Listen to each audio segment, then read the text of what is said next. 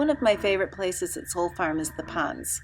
I love the sounds in particular, and I really like bullfrogs. Bullfrogs rock. But I love all of the nature that the pond supports, so it's a great place to pull out your mat and do a practice. This practice is going to work all of the major joints, but particularly focus on building strength and flexibility in the low body. So you'll need 2 blocks for this, and let's go. So let's start standing at the very front of your mat and have your 2 blocks available. Have them stacked at the highest level. It takes me a second because my ground's uneven. There we go. And come standing. Now, with your hands on your hips, soften your knees and fold. Place your hands on the blocks and take a big step back with your right leg, moving your blocks back. Extend your front knee towards straight, and then bend the knee and lift your heart. Move back and forth like this a few times, opening up your hamstring and your back hip flexor. Exhale as you extend the knee. Inhale as you bend the knee, creating heat in the legs. And then the next time that you bend your knee, pause and plant your right foot heel to arch alignment. Make a big circle with your right arm as you lift your shoulders over your hips and extend your arms parallel to the ground. Turn your palms up and on an inhale, straighten your knees and lift your arms high. As you exhale, bend your knee and press your arms back to level. Inhale, lift, and exhale, bend and press. Inhale, straighten and lift, and exhale, bend and press. Continue to track your knee right over the center of your foot, right over your heel. And then pause. Hold, hold, hold. Working your knee over your heel, reaching your arms far. Then lower your right arm to your right thigh. And as you inhale, lift your left arm high and open up your left side body, your left rib cage. Re-level your arms and straighten your left knee. Shorten your stance a couple of inches and then extend your left arm, and on an exhale, drop your hip and reach. Level your hips and then drop them again, moving back and forth a couple of times, getting your left hamstring ready, and then pause and lower your hand down to your knee, your shin, and lift your right arm high for Trikonasana. You can deepen this pose by lowering the left hip and lifting the right hip a little bit higher, but try to keep your spine long. Reach your right arm up and over by your right ear and get a delicious stretch from your fingers all the way to your hip. And let's make some large circles with your arm, working into the shoulder area, lubricating the shoulder joint.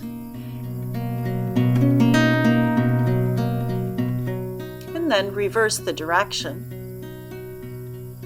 This helps the joint manufacture the synovial fluid that keeps everything moving freely. Bring your hand back behind you and let your head dip to the side. We'll just lower the left ear to the left shoulder.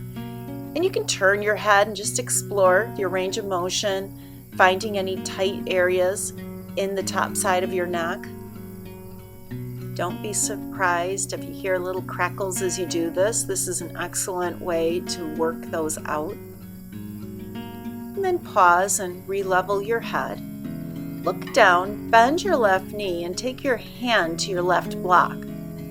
Bring your weight onto your left leg and lift your right leg high, stacking your right hip above your left. Begin to lift and lower your right leg, just like side leg lifts, feeling the strength being created in the outer hip. Then the next time that you lift your leg, pause, extend your right arm high, and fill out Ardha Chandrasana, half moon pose. You can play with balance here too. Shift your weight back into your left heel so that you can take your hand off of your block, maybe take it to the shin. Then replace your hand. Bend your left knee and take a big reaching step back with your right leg, back into your Warrior Two pose. Then bring your hands back to your blocks and walk your hands over towards the long edge of the mat. And we'll just pivot around to face the back edge, back into a long lunge, getting ready to do the other side. Lift your heart, really reach your left leg back now, and then extend your right knee towards straight and bend the knee and lift the heart. Back and forth, we have these lunges again. Building heat now and opening up our other hamstring and hip flexor. And then take one more complete round, and the next time that you bend your right knee, pause. Plant your left foot, heel to arch alignment, and now make a big circle with your left arm up over your head and sink your hips into Warrior Two, keeping your right knee right over your heel. Lift your palms. Inhale, straighten the knee, lift your arms, and exhale, bend and press. Repeat this several times, tracking your right knee right over the center of your foot, pressing your arms down to activate your lats, building strength in your quad and your hip and your hamstring. Now one more time, bend and press and then pause. Let's hold and let's sustain this Virabhadrasana 2 or Warrior 2 pose. Reach your fingers far away from your shoulders. Keep your low belly a little firm so that your low back feels open. And bend your knee, keeping your knee right over your heel, and breathe. Then lower your left arm to your left thigh, lift your right arm high. Keep the bend in your knee as you open up your right side. Level your arms and straighten your right knee. Heel toe your left knee in a few inches to shorten your stance. Reach your right arm, and on an exhale, dip your right hip down, and then level your hips again. And do this a few times, just getting your right hamstring ready for the deep stretch of triangle pose.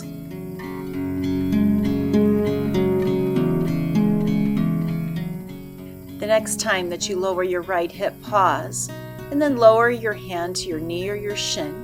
Draw your left hip back, and then lift your arm high, reaching out into your full Trikonasana or triangle. Your gaze can be up, forward, even down, whatever works for you and your balance.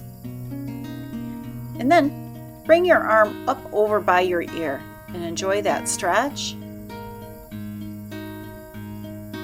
And we'll move into our shoulder circles.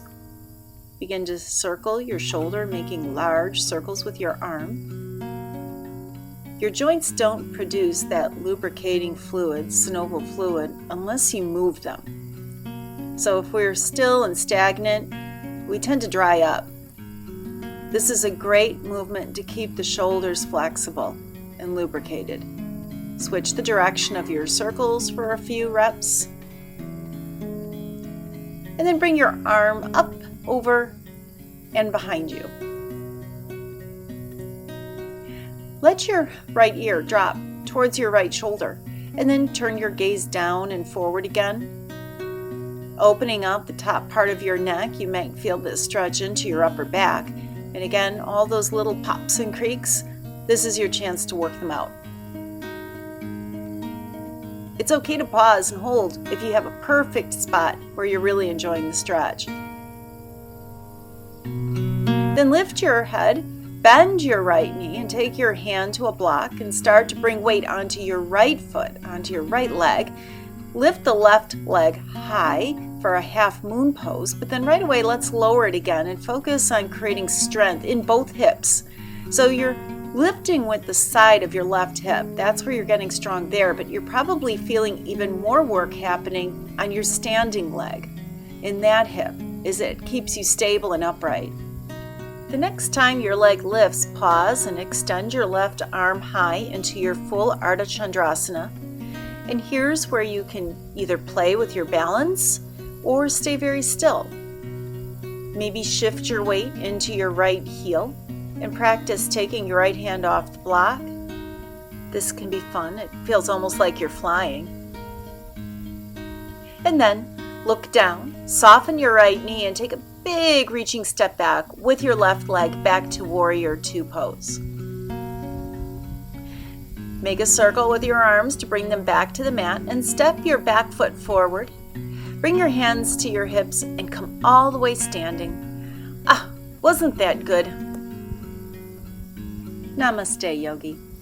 Now we're off to clean the barn.